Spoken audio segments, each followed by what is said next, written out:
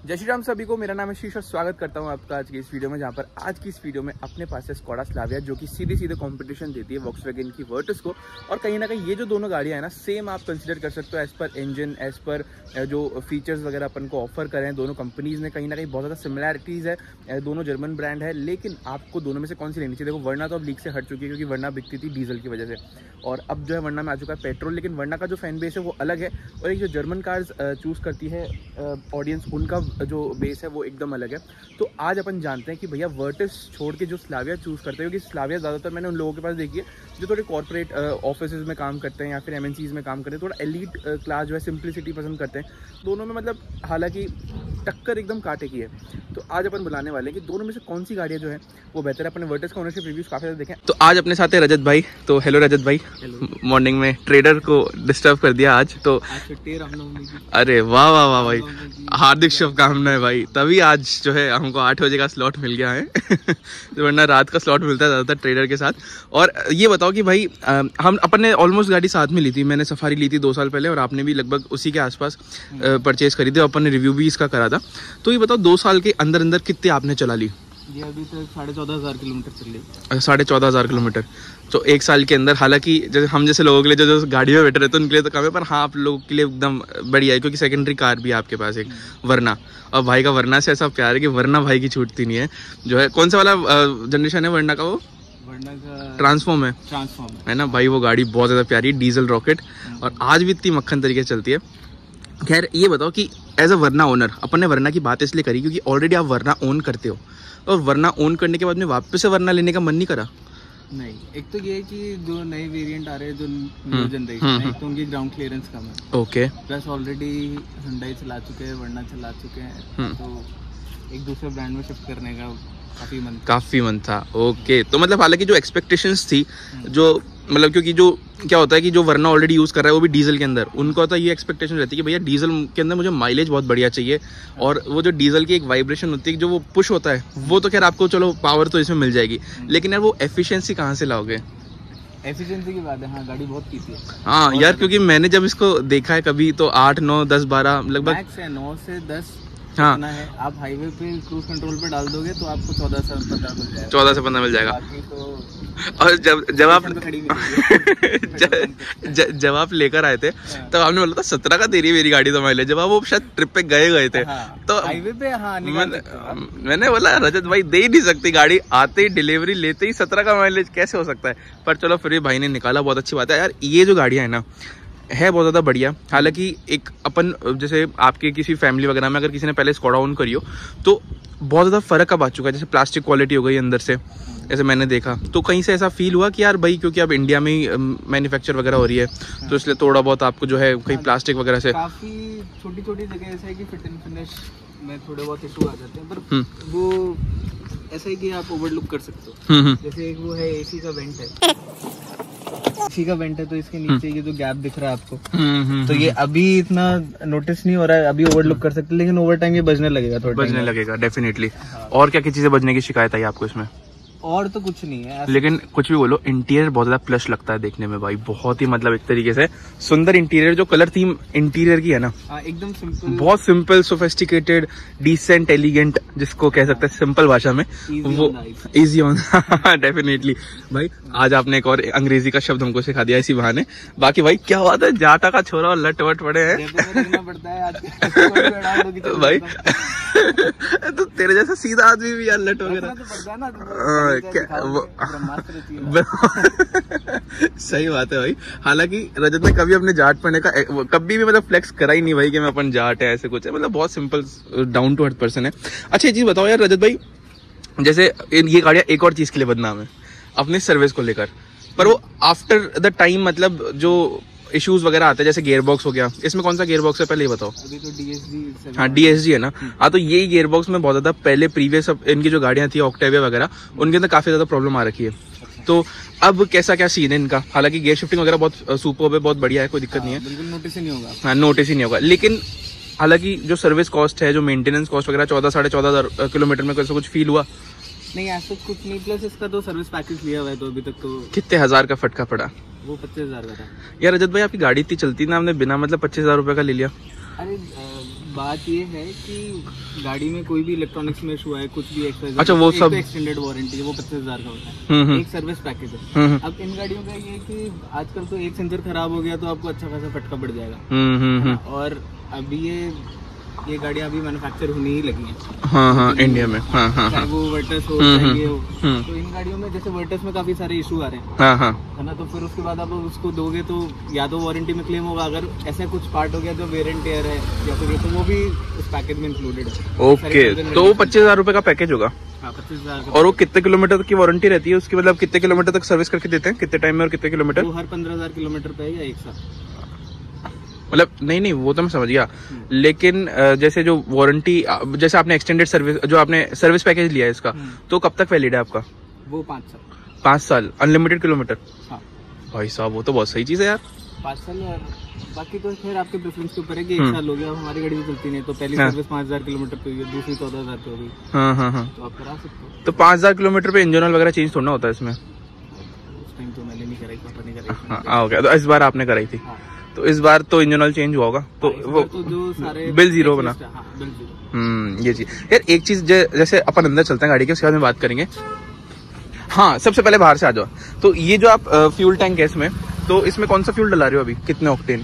तो यार ये नहीं पता, क्योंकि मैं बताऊं, इसमें ऐसा कुछ रहता है कि जैसे इसमें साफ साफ यहाँ पर लिखा हुआ है कि भैया अगर आपके पास स्कोडा या फिर वॉक्सवैगन है तो इसके अंदर मिनिमम 95 ऑक्टेन का फ्यूल तो इसमें डलाओ। तो जो XP 95 अपन को इंडियन ऑयल में मिलता है ना, सिर्फ वही डलवाया करो इसमें, हालांकि थोड़ा सा हाँ, लेकिन वो रिकमेंडेड इसमें है ही। हाँ, लेकिन यार एक चीज बताओ, जैसे मैंने सुना है जैसे इसको रेव करते हैं जब, तो रेव करने पे एसी ऑफ हो जाता है, इसको हो जाता है। हाँ, मतलब आप अच्छा खासा रेव करोगे, RPM चल गया 5,000 के आसपास, 4.5-5, उसके बाद आप खेचे जा रहे हो, तो क्योंकि 1.0 है, तो इंजन एफिशिएंसी निकालने के चक्कर में ये वाला सारा सिस्टम कट ऑफ कर देगा। मतलब आपको फील हो जाएगा कि गाड़ी कूलिंग नहीं कर रही है, सिर्फ और सिर्फ ब्लो कर रही है। ये तो है, हाँ कूलिंग वो, क्योंकि मैंने वर्टस में भी देखी वो चीज और इसमें भी देखी, हालांकि भाई सनरूफ खुल जाएगा और आय हाय क्या बात है, एकदम फॉक्स। एनीवेज, ये स्क्रीन वगैरह का कैसा क्या रिस्पॉन्स है, क्या इसका जो है एक्सपीरियंस है? स्मूथ स्क्रीन है, आज तक कोई प्रॉब्लम नहीं आई, ऐसा कभी भी नहीं हुआ कि फोन गाड़ी में बैठते ही automatic Android Auto, Apple CarPlay सब कुछ ऑन हो जाता है। कभी कोई कनेक्ट करने की इशू नहीं है, कभी कोई लैग नहीं है, कभी कोई लैग नहीं है, और बढ़िया कंफर्टेबली चलती है। हालांकि बताओ माइलेज कितना दे रही है, क्योंकि ऑलमोस्ट आधी टंकी और 230 किलोमीटर की रेंज दिखा रही है अभी। माइलेज ये देखो, सिंस रिफ्यूल 9.5, और ये सिटी का है, 9.5 सिटी का, और भाई टॉप स्पीड 260 तक है। हालांकि चलाई कितनी है आपने? ये 185 लास्ट रिंग रोड पे। चलिए आराम से, आप अकेले होंगे? अकेले होंगे? नहीं अकेले दूसरे के साथ नहीं। हमको लेके चलो तब यार, ऐसे एक्सपीरियंस वगैरह करने। फिर तो कांटा फिर जाएगा 260 तक। नहीं जाएगा, कि लॉक रहता है इसमें, इसके 204 से 206 के आगे नहीं जाएगी गाड़ी, क्योंकि लॉक है, वो लॉक हटवा सकते हो आप। हमारे कई मित्रगण ने हटवा रखा है वर्टस में। यार वो भी सब बढ़िया है। बाकी इसका स्टीयरिंग व्हील बहुत ज्यादा प्यारा लगता है, मतलब यार इतना यूनिक डिजाइन है ना, क्योंकि पहले हमने लास्ट टाइम देखा था तो कोडियक में ये था, ये फिर उसके बाद स्लाविया में इंट्रोड्यूस किया था, तो ये अलग ही एलिमेंट है। आपको गाड़ी में बैठते पता चल जाता है कि हाँ यार ड्राइवर फोकस्ड है, और एक अलग सा फील आता है। हालांकि कितनी बार कंफ्यूज हुए हो लाइट और वाइपर चलाने में। हाँ, क्योंकि इसमें लेफ्ट साइड है वरना में राइट साइड है, तो बहुत ज्यादा ऐसे लफड़ा पड़ता रहता होगा। अच्छा एक चीज बताओ, जैसे शुरू से ही अपनी वर्टस ये स्लाविया का ही प्लान था, या फिर कोई ऐसे और भी गाड़ी सोची थी कि चलो वरना भी देखते हैं यार कुछ? नहीं, जिस टाइम पे गाड़ी लेनी थी तो उस टाइम स्लाविया लॉन्च हुई थी, और उसको ऑलमोस्ट 1 हफ्ता हो चुका था, तो लोगों ने रिव्यू वगैरह डालना चालू किया, आपसे भी पूछा, ऑटो कार इंडिया ने भी डाल दिया कि भाई अच्छी खासी गाड़ी है, प्लेटफॉर्म अच्छा है, स्कोडा की रिलायबिलिटी है, इंडिया में एक्सप्लोर कर रहे हैं। और उस टाइम वर्टस जो है अगले 2 हफ्ते बाद लॉन्च होने वाली थी, प्लस उसकी रिपोर्ट वगैरह नहीं आई, गाड़ी की जरूरत थी, सब कुछ ठीक लगा तो ले लो। ये बढ़िया लगी। फर्स्ट स्लॉट में जयपुर में अपनी निकली, और मतलब मैं देख रहा था उस टाइम पे एक्सयूवी भी आ रही थी। हाँ, एक्सयूवी की वेटिंग बहुत है अब। फिर वो ये कि गाड़ी के लिए बैक लगाना कोई सेंस नहीं है, कोई सेंस नहीं है। और सबसे बड़ी बात ये कि मैंने भी बहुत ज्यादा ट्राई करा था एक्सयूवी का, बट वो बोल रहे थे सर हम कुछ आपको बोल ही नहीं सकते, बता ही नहीं सकते कितने टाइम में देंगे गाड़ी। यार कुछ एक फिक्स टाइम पीरियड तो बताओ। फिर सफारी लेनी पड़ी थी, हालांकि वो भी बढ़िया है खैर अपनी जगह, पर ये वेंटिलेशन वगैरह होगा इसमें तो बढ़िया है। ये वेंटिलेशन और बढ़िया होता है अगर पीछे की सीट्स में भी होता, क्योंकि ये बहुत ही सही फीचर लगता है मेरे को। ये बहुत ज्यादा यार, सच में मतलब भाई बस। और ये पड़ कितने रही थी आपको? ये वैसे पड़ी ऑन रोड 19-30 प्लस वो 50,000 का पैकेज 1980 के आसपास। 1980 मतलब 20 लाख रुपए के आसपास या गाड़ी आपको कॉस्ट कर गई। हाँ। तो 20 लाख रुपए में बता इतने बढ़िया फीचर्स मिल रहे हैं। ये किया सेल्टोस वगैरह देखी थी उस टाइम पे? किया सेल्टोस देखी थी, लेकिन पापा को तो ये कि भाई सेडान नहीं बढ़िया लगती है। हाँ, हालांकि इसमें कोई शिकायत आई नीचे चढ़ने की नहीं, ये इस मामले में बहुत सही है। ग्राउंड क्लियरेंस मतलब वरना फिर भी अड़ जाती है कई बार, ये तो कहीं नहीं अड़ती। इसको तो देखना ही नहीं पड़ता है, इसको इसके ऊपर से भी निकालना है तो सोचना नहीं पड़ेगा मेरे को। एसयूवी वाला ग्राउंड क्लियरेंस अपन को ऑफर कर देती है, ये चीज इसमें अच्छी है। बाकी इसमें एक बता रहे थे ना, साइलेंसर ऊपर हो जाता है अपने आप। कुछ गाड़ियों में ये है कि लेट्स से कि जो डिपार्चर एंगल है या अप्रोच एंगल है उसके चलते अगर गाड़ी कहीं भी टच हो जाती है नीचे से, तो इसके साइलेंसर में एक लैच है, तो जैसे ही गाड़ी टच होगी तो वो लैच जो है वो ओपन हो जाता है और साइलेंसर ऊपर उठ जाएगा ताकि फर्दर डैमेज नहीं हो साइलेंसर को। तो एक ऐसे केस है कि हम लोग कहीं बाहर ये जैसे इसका ये फ्लक्चुएट कैसे कर रहा है, देखो जैसे अभी ऑटोमेटिकली देखना ये देखो ये 1 पे हुआ। तो ये कैसे होता है? ये तो पता नहीं। मेरे ख्याल से जैसे ये इंजन फ्लक्चुएट करता है ना, सोचता है गाड़ी आगे चल रही है इसलिए किलोमीटर ये स्पीड बढ़ा देता है उसकी, और वो सोचता है चलो गाड़ी बड़ी नहीं इसलिए 0 हो जाता है। ऐसा कुछ होता होगा क्या? डिजिटल ये जो डिस्प्ले है ना सर, ये फीड एकदम, ये कलर चेंज थोड़ा करती है। कलर चेंज नहीं होता, इसमें मैप्स इंटीग्रेट हो जाते तो काफी अच्छा होता। हाँ यार, मैप्स आते हैं ना तो बहुत ही मतलब बढ़िया लगता। हाँ मतलब कुछ एक छोटी मोटी चीजें अगर वो इंक्लूड होती, जैसे अभी नई वाली जो स्लाविया आ रही है उसमें एडास भी है, सब कुछ है। तो एक तो अगर टॉप एंड वेरिएंट में भाई मैप्स इंक्लूड हो जाते तो बढ़िया, हेड अप डिस्प्ले तो खैर नहीं चाहिए। दूसरा ये कि अडैप्टिव क्रूज कंट्रोल होता तो बेटर होता। अभी तो नॉर्मल क्रूज कंट्रोल है तो आपको बार बार उसको सेट करना पड़ता है, टॉगल करना पड़ता है। एक बार ब्रेक लगा दिया तो करना पड़ेगा। भाई ये जो चाबी है ना, ये सिर्फ महिंद्रा के लिए बदनाम नहीं है, अभी भी मतलब भाई ये लोग जो है ऐसी फ्लिप की ऑफर करते हैं। यार गाड़ी चाबी क्यों नहीं चेंज कर रहा है? गाड़ी इतनी ज्यादा प्रीमियम कर दी, चाबी अभी भी ऑडी वाली, मतलब ऑडी की भी यही आदत है, ये फ्लिप की ऑफर करता है। अलग ही जगह की लगाने की नहीं यहाँ तो पुश बटन है। फिर करे क्या भाई, इसको कहाँ डाले? ये तो ये है कि गाड़ी इनकेस बैटरी ऑपरेट नहीं कर रही है तो आप बाहर से उसको खोल के और फिर वो तो मैं समझ गया, लेकिन उसमें भी आजकल तो बोला हाँ खैर ये भी ठीक है, चलो समझ गए अब जो भी है। हालांकि लॉक और बूट का ही ऑफर इसमें जो करा है, बूट भी सिर्फ खुलता है, बंद नहीं होता। हाँ वो तो खुलता ही है, खैर होता है। तो चलते चलते बात करते हैं पाजी। तो भैया ऐसा कुछ सीन है। बाकी गाड़ी का जो इसका फील है ना, वो बहुत ही ज्यादा गजब का है। हालांकि इसके अंदर एम्पलीफायर भी आता है। कितने स्पीकर का इसमें म्यूजिक सिस्टम है याद नहीं है एग्जैक्ट। हाँ, उस टाइम में तो सब रटा हुआ था। क्योंकि सेल्समैन ने इतना रटाया था, पर काफी अच्छा साउंड सिस्टम तो काफी अच्छा होगा डेफिनेटली। मेरे ख्याल से 6 स्पीकर तो होंगे इसमें। अब ऑटोमोबाइल कंटेंट क्रिएटर से मतलब भाई हर चीज मुंह जबानी याद हो।